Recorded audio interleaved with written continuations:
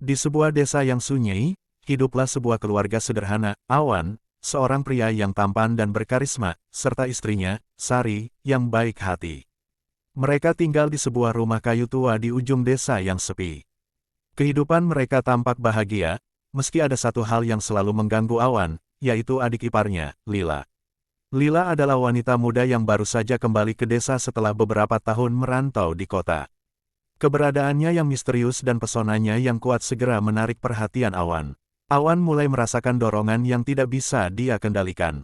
Meski ia mencintai Sari, rasa ingin memiliki Lila semakin menguasai dirinya. Mereka sering bertemu di rumah, ketika Sari pergi ke pasar atau ke rumah tetangga. Awalnya hanya obrolan biasa, namun lambat laun hubungan mereka berubah menjadi lebih intim.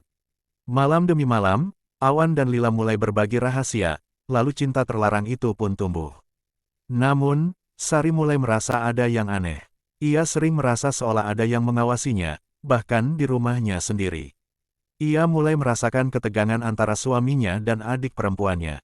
Sari tidak tahu apa yang terjadi, tapi instingnya sebagai seorang istri dan kakak merasa ada yang tak beres.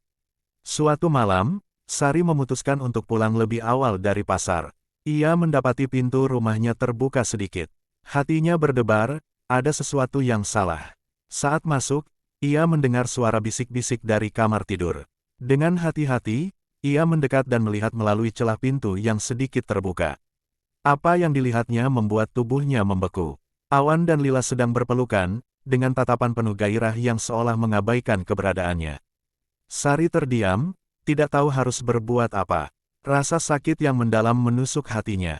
Tak ada yang lebih menyakitkan dari pengkhianatan seperti ini. Dia memutuskan untuk pergi keluar rumah, berlari ke dalam kegelapan malam, menangis di bawah pohon besar di depan rumah mereka. Saat itu, Sari merasa ada yang mengawasi, bukan hanya sekadar perasaan, tetapi benar-benar ada. Tiba-tiba, Lila muncul di hadapannya, wajahnya berubah menjadi pucat pasi, matanya kosong, dan senyumannya terbalut rasa tidak wajar. "Kamu tahu, bukan?" kata Lila, suaranya terdengar seperti bisikan angin yang dingin. "Kami akan selalu bersama, tak ada yang bisa memisahkan kami. Bahkan jika kamu harus mati." Sari terperangah. Lila bukan hanya sekadar adik ipar yang licik, dia bukan manusia biasa.